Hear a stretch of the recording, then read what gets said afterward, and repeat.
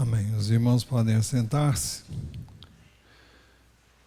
Como todos já sabem, estamos vivendo os 40 dias de jejum e oração. O tema da mensagem é: sem fé é impossível agradar a Deus. Obrigado, irmão Isaías. E hoje é o 6º dia, nesse período de 40 dias de jejum e oração. Eu espero que toda a igreja esteja envolvida nesse mesmo propósito e que faça isso de coração, porque se não for algo do coração, não vai agradar a Deus. E então, mas eu convoco a igreja toda, já tenho convocado, já o fiz de outras formas, mesmo não estando aqui, para que pudéssemos estar assim. Então, por isso o assunto de hoje é sobre oração. O texto básico é um único versículo, mas muitos outros serão lidos naturalmente. Hebreus 11, 6. De fato, sem fé é impossível agradar a Deus, porque é necessário que aquele que se aproxima de Deus creia que Ele existe e que recompensa os que o buscam. Essa declaração foi feita dentro de um contexto que não deve ser negligenciado. Vamos começar do verso 1. O verso 1 diz assim: ora, a fé é a certeza de coisas que esperam, a convicção de fatos que não se veem. Isso não significa que fé é um salto no escuro. Não, a nossa fé tem como base, primeiro, Deus e a sua palavra. Nós conhecemos a Deus através da sua palavra, da revelação que Ele fez de si mesmo através das Escrituras. E a nossa fé deve estar... Tem uma base, e é uma base sólida, é a palavra de Deus. Não podemos assentar a nossa fé em algo que eu acho, eu penso, eu imagino. Não, tem base na palavra de Deus. E nós ouvimos também a voz do Espírito de Deus, mas a voz do Espírito de Deus tem que ser aferida pela palavra de Deus. Então, fé não é eu acho, eu penso, eu decido. Isso não é fé. Fé é a certeza de coisas que se esperam. Esperam por que eu e você esperamos? Porque já vimos na palavra de Deus o que Ele disse acerca do que devemos esperar. A convicção de fatos que não se veem. Então, fé não é uma incerteza, mas é uma certeza. Pela fé, os antigos obtiveram bom testemunho. É isso que diz o verso 2. Pois pela fé os antigos obtiveram bom testemunho. Verso 3, pela fé entendemos que o universo foi formado pela palavra de Deus. Pela fé entendemos que o universo foi formado pela palavra de Deus, de maneira que o visível veio a existir das coisas que não são visíveis. A Bíblia, quando descreve a criação do mundo que nós conhecemos e do universo que nós conhecemos, porque não conhecemos todo o universo, conhecemos aquilo que diz respeito a nós aqui, pelo menos a olho nu, né? Descreve Deus criando tudo do nada. Ele não partiu de algo específico, de uma matéria para criar as outras coisas. Ele simplesmente disse: haja e houve. Por isso que o texto diz: de maneira que o visível veio a existir das coisas que não são visíveis. Então, tudo foi criado pela palavra de Deus.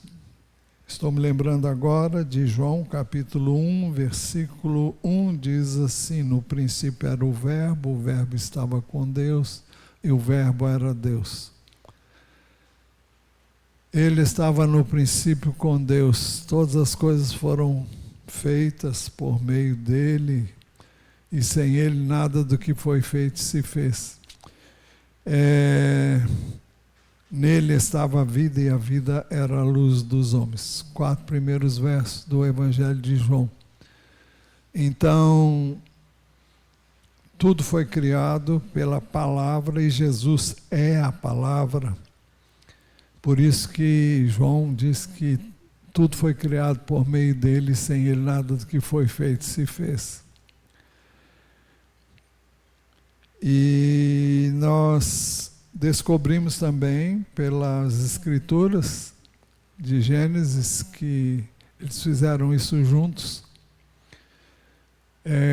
Por exemplo, na criação do homem, disse Deus: façamos o homem à nossa imagem, conforme a nossa semelhança. Os pronomes, os verbos estão no plural, e esse plural é usado no livro de Gênesis várias vezes, e nós vemos ali de maneira oculta o que nós conhecemos com clareza, que Deus existe em 3 pessoas: o Pai, o Filho e o Espírito. Então, pela fé entendemos que o universo foi formado pela palavra de Deus. Voltando um pouco no verso 2, pela fé os antigos obtiveram bom testemunho. O primeiro dos antigos a ser mencionado é Abel. Hebreus 11:4. Pela fé Abel ofereceu a Deus um sacrifício mais excelente do que Caim, pelo qual obteve testemunho de ser justo, tendo a aprovação de Deus quanto às suas ofertas. Por meio da fé, mesmo depois de morto, ainda fala. Não posso me demorar aqui, mas já tivemos a oportunidade de mostrar que o sacrifício de Abel foi mais excelente do que o de Caim, porque foi um sacrifício feito em obediência. Ele não fez o que fez porque ouviu ou porque achou por bem, melhor, porque achou por bem de fazer, não. Caim fez assim, fez o que deu na telha dele, mas Abel fez aquilo que Deus depois diz claramente que deveria ser feito, e foi feito até que Jesus viesse. Tomou um animal, o imolou, derramou o seu sangue, obteve perdão para os seus pecados, e por isso foi aceito. Agora, ele foi aceito porque fez o sacrifício que Deus queria que ele fizesse, e esse sacrifício implicava em reconhecer que ele era pecador e que ele precisava de perdão, e a purificação veio através do sangue daquele animal que foi derramado, como acontecia no Velho Testamento até que Jesus viesse. Por isso que João anunciou Jesus como o Cordeiro de Deus que tira o pecado do mundo. Eis aí o Cordeiro de Deus, que tira o pecado do mundo. Jesus não apenas cobria o pecado, como ocorria no Velho Testamento, porque depois tinha que fazer um novo sacrifício quando pecava-se outra vez, mas ele tira, ele remove o pecado daquele que crê. Então, por isso ele foi aceito. O texto diz, tendo a aprovação de Deus quanto às suas ofertas. Ele foi aprovado por Deus, foi aceito por Deus, foi acolhido por Deus, porque foi pela fé. A fé sempre é resultado da fé na palavra de Deus. Por isso, não tem nenhuma dúvida de que Deus falou com ele o que ele devia fazer e como devia ser feito. Caim quis inovar. Hoje tem tanta gente querendo inovar, querendo fazer diferente. E a Bíblia não inova nada. A Bíblia, a palavra de Deus é permanente, ela não muda, Deus não muda, Ele é o mesmo ontem, hoje e eternamente. Nós não temos que mudar as coisas porque o mundo está mudando. Nós temos que fazer o que Deus manda, do jeito que Ele manda e ponto final. O segundo dos antigos a ser mencionado é Enoque. Pela fé, Enoque foi levado a fim de não passar pela morte. Não foi achado porque Deus o havia levado. Pois antes de ser levado, obteve testemunho de que havia agradado a Deus. Tá, como é que Enoque agradou a Deus? A história de Enoque é bem curta e ela é sintetizada em 4 versos do Velho Testamento, Gênesis 5, 21 a 24. Diz assim, Enoque viveu 65 anos e gerou Metusalém. Metusalém viveu 969 anos. Foi o homem mais velho que viveu mais em toda a genealogia que nós encontramos na Bíblia, que descreve as idades das pessoas. Esse é o que viveu mais. Mas o verso 22 diz, Enoque andou com Deus. Enoque andou com Deus. Guarde isso. Enoque andou com Deus. E depois que gerou Metusalém, viveu 300 anos e teve filhos e filhas. Foi um homem normal, não foi um homem especial. Teve família, teve filhos. Todos os dias de Enoque foram 365 anos. Em termos comparativos, viveu menos do que os demais daquela época. Depois volta a dizer, Enoque andou com Deus e não foi mais visto, porque Deus o levou para junto de si. Enoque e Elias são 2 pessoas que parece não passaram pela experiência de morte.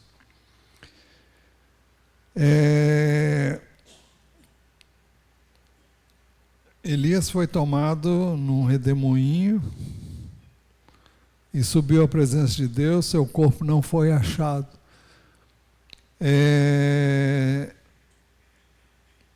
E Enoque também diz que foi levado, pois antes de ser levado, obteve testemunho de ter agradado a Deus. Não foi achado. Alguém pode dizer, não foi achado porque aconteceu alguma coisa com ele. Bom, nós cremos na palavra de Deus. Aqui está falando que ele não foi achado, ele foi levado por Deus. E o texto de Hebreus confirma isso. Confirma o que é dito lá em Gênesis. E algumas versões dizem que ele foi trasladado. Eu não fui lá no original para ver. estou me lembrando que eu podia ter ido para ver o significado da palavra, que aqui é traduzido por levado, e a outra versão diz trasladado. Trasladado significa ser transportado. É de um lugar para outro. E o texto diz que foi Deus que o tomou. Agora, o que Enoque fez? Enoque andou com Deus. Como é que foi isso? O texto não diz, mas diz que ele obteve testemunho de que havia agradado a Deus. Preste atenção nessa frase. Obteve testemunho, verso 5, de que havia agradado a Deus. Agora vamos ver o que diz o verso que é o tema da mensagem de hoje. Verso 6. De fato, sem fé é impossível agradar a Deus, porque é necessário que aquele que se aproxima de Deus creia que Ele existe e que recompensa os que o buscam. Então você pode ver com clareza que o verso 6 está ligado ao verso 5 e o 5 ao 6. O verso 6 explica o que aconteceu com Enoque. Explica que sem fé é impossível agradar a Deus. E Enoque foi trasladado. Por quê? Porque agradou a Deus. O texto diz: obteve testemunho de que havia agradado a Deus. Pela fé os antigos obtiveram bom testemunho. E o bom testemunho de Enoque foi de ter agradado a Deus. Como ele agradou a Deus? Crendo que Deus existia e se aproximou de Deus e orou.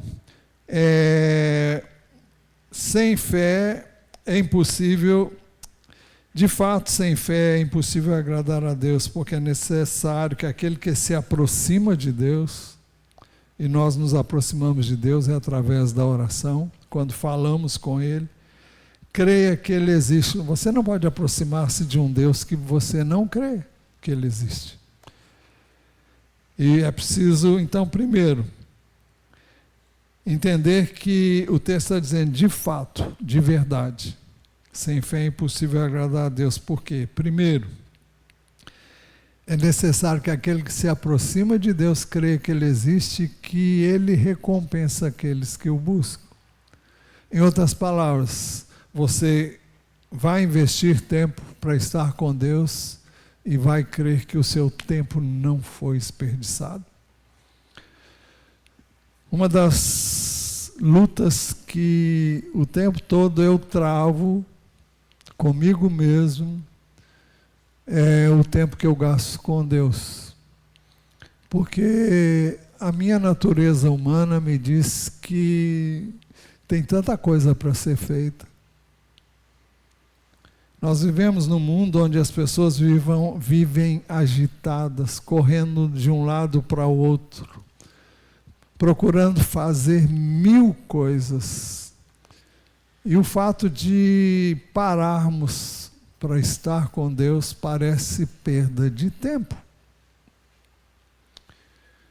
Poxa, eu tenho que fazer comida, eu tenho que limpar a casa. Não era essa a questão de Marta e Maria? Marta foi reclamar com Jesus porque Maria estava quietinha lá aos pés de Jesus, ouvindo Jesus. E pediu Jesus para mandar Maria ir ajudá-la. E o que é que Jesus disse? Eu esqueci de trazer está ali.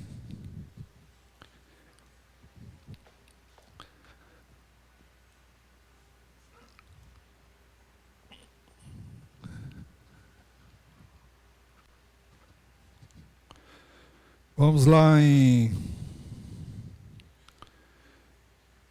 Deixa eu ver se eu não esqueço, é Lucas? Lucas 10, é isso? Onde é que conta a história de Marta e Maria? Lucas... Quem achar primeiro aí fala. 10:38, tá bom. Lucas 10, né? Então tá. Lucas.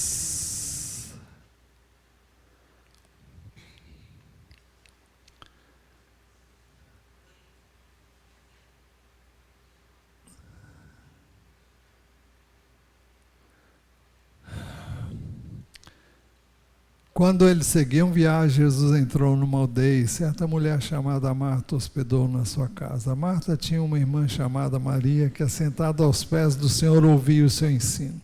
Marta agitava-se de um lado para o outro, ocupada em muitos serviços. Então se aproximou de Jesus e disse: o Senhor não se importa com o fato de minha irmã ter deixado que eu fique sozinha para servir?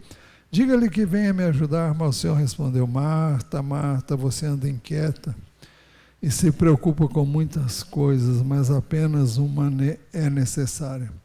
Maria escolheu a boa parte, essa não lhe será tirada. O contexto de Jesus aqui é que ela estava ali para ouvir o que Jesus tinha a dizer. E eu creio, na minha experiência pessoal e pela palavra de Deus, que Deus fala conosco por meio da palavra, principalmente a palavra escrita. E fala conosco enquanto nós oramos. Então, é necessário que aquele que se aproxima de Deus creia que Ele existe, que Ele recompensa aqueles que o buscam. Para você conhecer a Deus, você tem que andar com Ele. Você tem que viver com Ele, você tem que comungar com Ele, você tem que falar com Ele, tem que ouvir dEle. Senão o seu evangelho é muito teórico. É muito fácil falar de Deus, é muito fácil até conhecer as Escrituras, mas se nós cremos em Deus e cremos na palavra dele, nós vamos separar tempo para estar com ele. Por quê? Porque ele é a pessoa mais importante. Porque a minha vida está nas mãos dele. Porque eu não tenho capacidade de fazer nada sem ele. É possível que o homem ache que tenha. Ele faz o que ele quer, do jeito que quer. Mas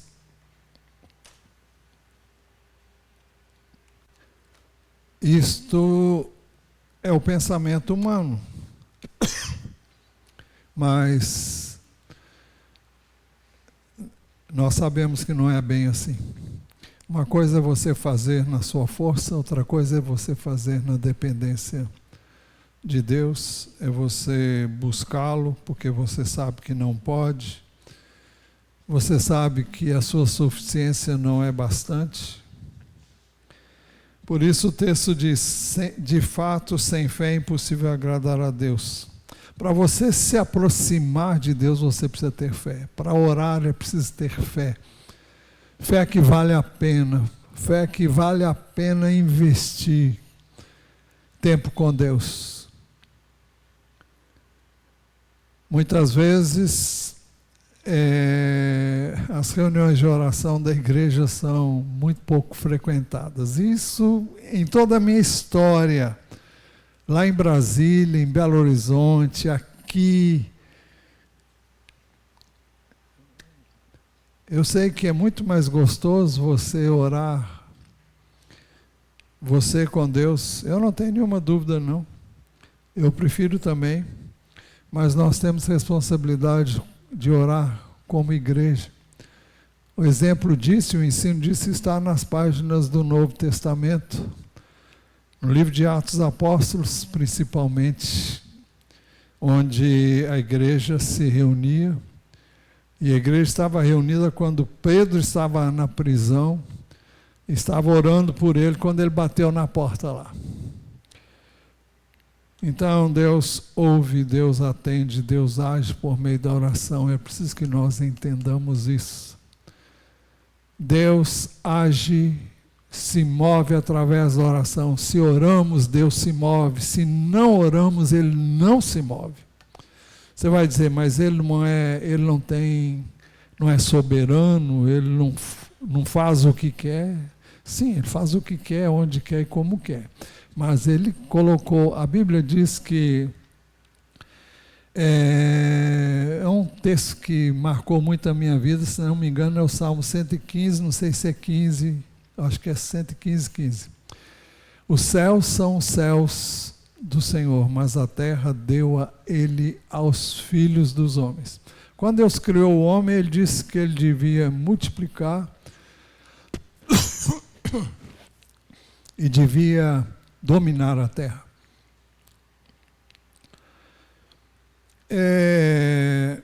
Então é a responsabilidade do homem pedir que Deus, que criou todas as coisas, entre na sua vida, governe a sua vida, dirija a sua vida, dê orientação, direção. Ele não vai fazer isso se eu não pedir. Eu já disse aqui em outras ocasiões que houve um tempo, eu estou preocupado com o tempo porque tem muita coisa para ser dita, mas eu espero terminar no horário previsto. Mas houve uma época da minha vida que eu achava, Deus sabe de tudo, eu não preciso orar. Isso foi no início da minha caminhada cristã. E, se Deus permitir, ainda vamos falar aqui sobre onde a gente aprende isso. E Jesus nos ensinou que Ele age por meio da oração. Mas não vamos ver isso agora, não. Mas depois disso, no verso seguinte, outro antigo a ser mencionado é Noé. E por que eu escolhi Noé? Vocês vão saber logo.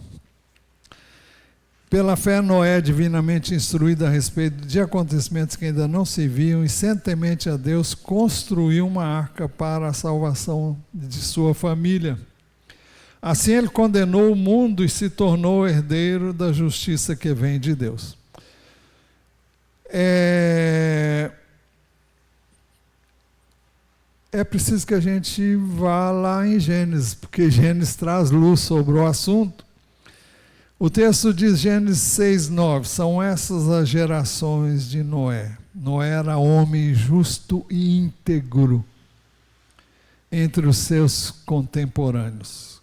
Qual era o segredo dele? O texto diz, Noé andava com Deus. Isso diz alguma coisa para você? Para mim diz muito. A mesma coisa que diz acerca de Enoque é dito também acerca de Noé. Noé andava com Deus. Ninguém pode agir como Deus quer que eu e você hajamos se não andarmos com Ele. Diga-me com quem andas e eu direi quem você é. Nós somos afetados pelas pessoas com as quais nós convivemos. Somos influenciados pelas suas ideias, seus conceitos.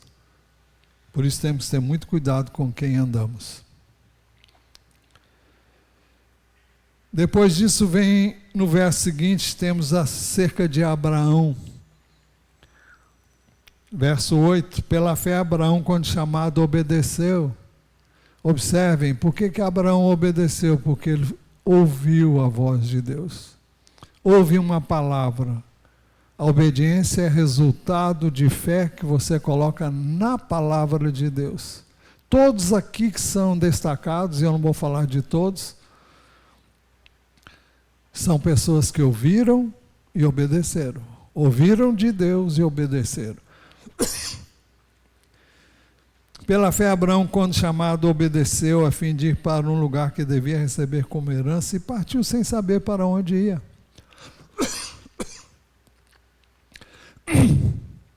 Mas vamos ver o que diz Gênesis 17:1. Quando Abraão atingiu a idade de 99 anos, você vai dizer, já estava No final da vida, o Senhor apareceu a ele e disse: eu sou o Deus Todo-Poderoso, ande na minha presença e seja perfeito. É interessante que isso tenha sido dito a Abraão quando ele tinha 99 anos. Quantos anos mais ele viveu, quem sabe? Ele viveu 175 anos, então ele viveu mais 76 anos depois dessa palavra. É muito chão para percorrer ainda. Ele foi chamado por Deus quando tinha 75 anos. É isso mesmo, acho que é. 75 anos. E aos 99 Deus fala com ele. E ele vive mais 76 anos. Mas o Senhor disse para ele: eu sou o Deus Todo-Poderoso, ande na minha presença e seja perfeito. Deus tinha planos e propósitos para Abraão e promete a ele abençoá-lo nos versos que se seguem. Deus faz uma aliança com ele ali. E a bênção de Deus foi no verso capítulo 12, mas no 17 Deus faz uma aliança com ele e com a sua descendência. Sobre os dias de Abraão, Gênesis 25, 7 diz: os dias da vida de Abraão foram 175 anos. Isso prefeito informativo. Mas saindo um pouco da Epístola aos Hebreus, queremos mencionar ainda 2 outros homens de Deus. O primeiro é o que escreveu este salmo quando estava no deserto de Judá, possivelmente fugindo de Absalão. Você já sabe que é Davi, né? Salmo 63, verso 1 e 8.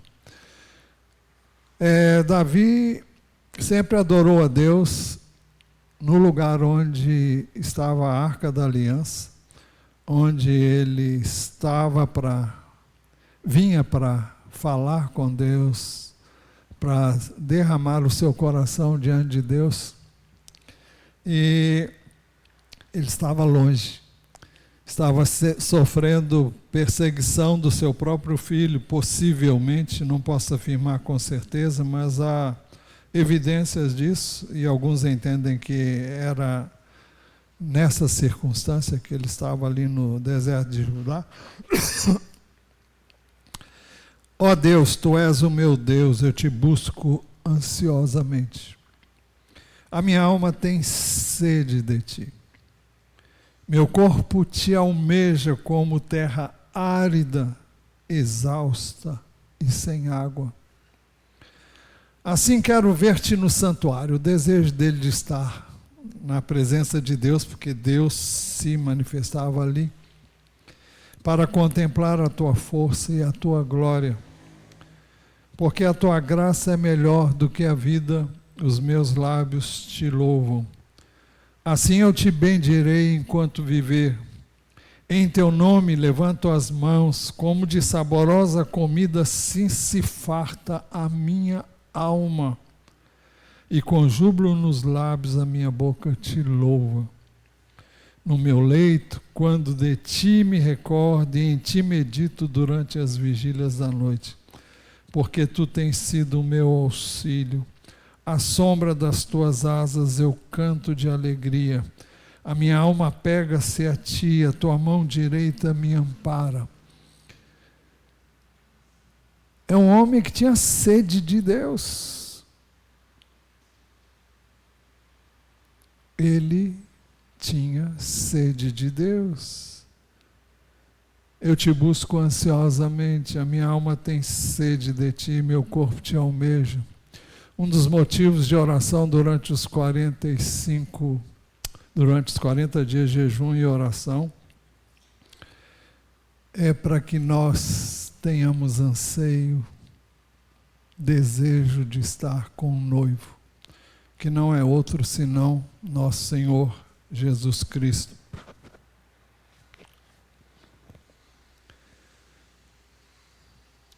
Ele tinha o desejo de estar com o Senhor.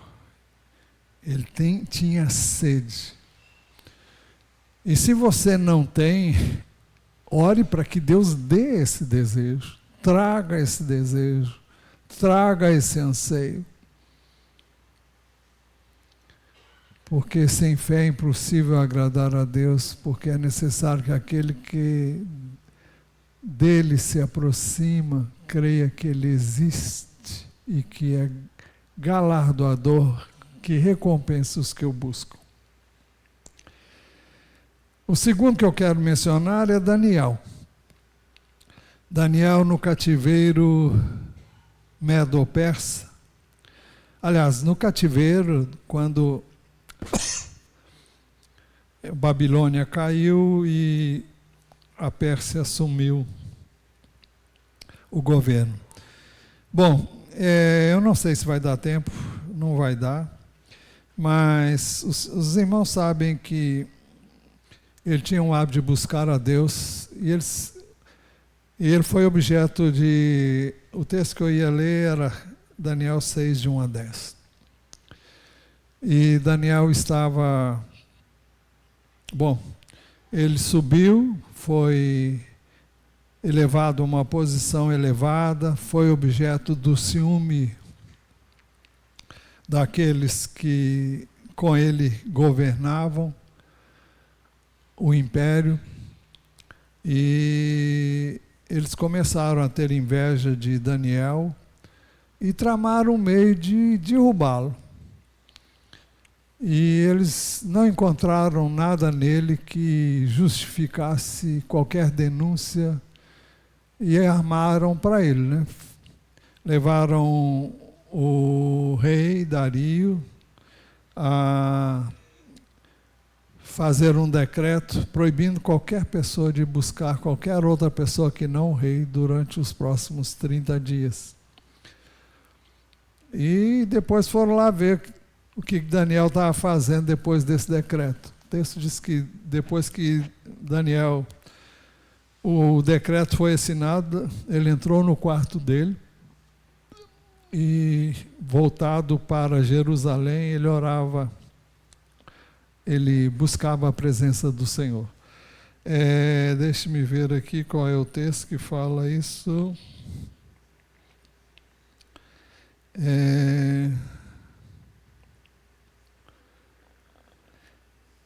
Quando Daniel soube que o documento, verso 10, tinha sido assinado, voltou para casa, em seu quarto, no andar de cima.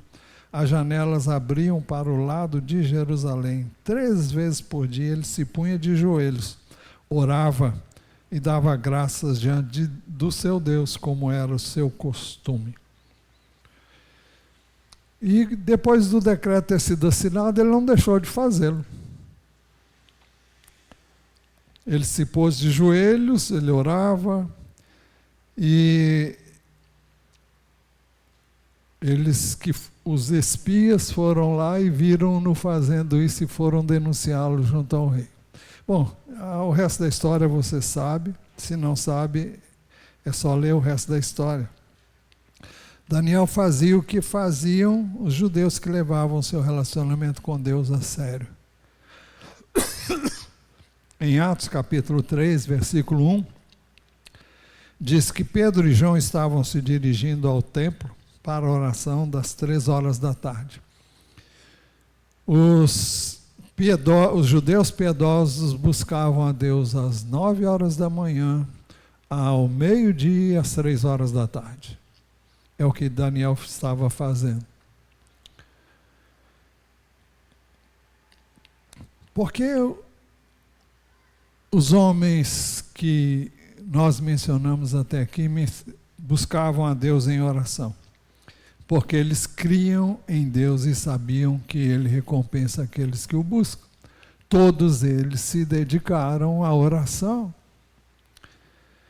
Por isso o texto diz, de fato, sem fé é impossível agradar a Deus, porque é necessário que aquele que se aproxima de Deus creia que Ele existe e que recompensa os que o buscam. Mas temos evidências no Novo Testamento de que os discípulos de Jesus não oravam nem jejuavam. Por quê? Essa mesma pergunta fizeram a Jesus. como já vimos antes. Eu vou cortar o texto, que era de 18 a 20. Então, Jesus foi... Perguntaram a Jesus... eu vou ler o texto. Ora, os discípulos de João e os fariseus estavam jejuando. Algumas pessoas foram perguntar a Jesus: por que os discípulos de João e os discípulos dos fariseus jejuam, mas os seus não jejuam? Jesus respondeu: como podem os convidados para o casamento jejuar, enquanto o noivo está com eles? Durante o tempo... Eu me esqueci da água. Durante o tempo em que o noivo estiver presente, não podem jejuar. No entanto, virão dias em que o noivo lhe será tirado, então naqueles dias vão jejuar. No Getsêmani, no Monte das Oliveiras, Jesus foi ali com seus discípulos para orar. Marcos 14, 32, a partir do verso 32, diz: então foram a um lugar chamado Getsêmani. Ali Jesus disse aos seus discípulos: sentem-se aqui enquanto eu vou orar. E levando consigo Pedro, Tiago e João, começou a sentir-se tomar de pavor e de angústia. E lhes disse: a minha alma está profundamente triste até a morte. Fiquem aqui e vigiem. Isso significa: fiquem aqui e orem comigo. E adiantando-se um pouco, prostrou-se em terra e orava para que, se possível, lhe fosse poupada aquela hora. Dizia: Abba, Pai, tudo te é possível, passa de mim este cálice, porém não seja o que eu quero, e sim o que queres. E voltando, achou-os dormindo. E disse a Pedro: Simão, você está dormindo? Não conseguiu vigiar nem uma hora? Nem uma hora você pode orar comigo? E ele disse: vigiem e ore para que não caia em tentação. O espírito, na verdade, está pronto, mas a carne é fraca. Retirando-se de novo, orou, repetindo as mesmas palavras. E voltando, achou-os outra vez dormindo, porque os olhos deles estavam pesados e não sabiam o que lhe responder. E quando voltou pela terceira vez, Jesus disse: vocês ainda estão dormindo e descansando? Basta. Chegou a hora e o Filho do Homem está sendo entregue nas mãos dos pecadores. Levante-se e vamos, eis que o traidor se aproxima. Nesse trecho, Jesus ensinou aos seus discípulos e a nós, falando... Eu creio que Jesus sabia que eles não poderiam participar daquele momento. Primeiro, porque Jesus tinha que participar daquele momento sozinho. Ele levou sobre si os nossos pecados, as nossas dores, as nossas transgressões, e os discípulos só podiam participar isso de longe, vendo o que ele faria e fez. Segundo, eu creio que Jesus queria ensinar aos seus discípulos a necessidade de orar, e a nós também, através do que lemos.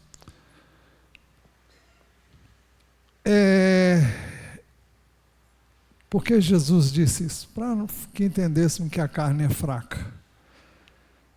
A carne não gosta de orar, a carne não gosta das coisas de Deus, não tem prazer nas coisas de Deus. Isso mostra porque tanta gente gasta tanto tempo aqui e deixa de gastar tempo com Deus. É capaz de ficar horas a fio aqui, mas não lê a Bíblia, não ora, não vigia, não se humilha diante de Deus, não jejua. No mesmo texto que eu li há pouco, Marcos 2, 18 a 20, Jesus respondeu: como podem os convidados para o casamento jejuar enquanto o noivo está com eles? Não fazia sentido eles jejuarem nem orar enquanto Jesus estivesse ali. Afinal de contas, estavam com eles nada mais, nada menos do que o Filho de Deus, na forma humana, e não havia problemas que Jesus não resolvesse, não havia necessidade que Jesus não suprisse, não havia qualquer coisa que eles precisassem que Jesus não tivesse uma direção, uma orientação. Mas o texto diz: como podem os convidados para o casamento jejuar enquanto o noivo está com eles? Durante o tempo que o noivo estiver presente, não podem jejuar e nem orar. Eu acrescento aqui, sem acrescentar a palavra, querer acrescentar algo ao que Jesus disse. No entanto, virão dias em que o noivo lhe será tirado. E então, naquele dia, eles vão jejuar. Jesus estava com eles, mas Jesus seria retirado daqui, fisicamente falando. Quando chegasse esse dia, eles iam jejuar. E Atos 1, 4 e 5 diz assim: e comendo com eles, deu-lhes essa ordem: não se afaste de Jerusalém, mas esperem a promessa do Pai, a qual vocês ouviram de mim, porque João na verdade batizou com água, ou em água, mas vocês serão batizados no Espírito Santo dentro de poucos dias. Eles creram na palavra de Jesus e esperaram o cumprimento das promessas.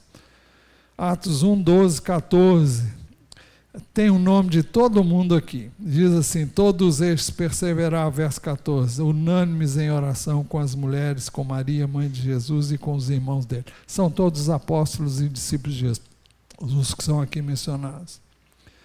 Pouco mais tarde, para finalizar, Atos 13, de 1 a 3, a igreja se expande e vai para as várias regiões do mundo onde o evangelho nunca tinha chegado. E Atos 13, 1 a 3.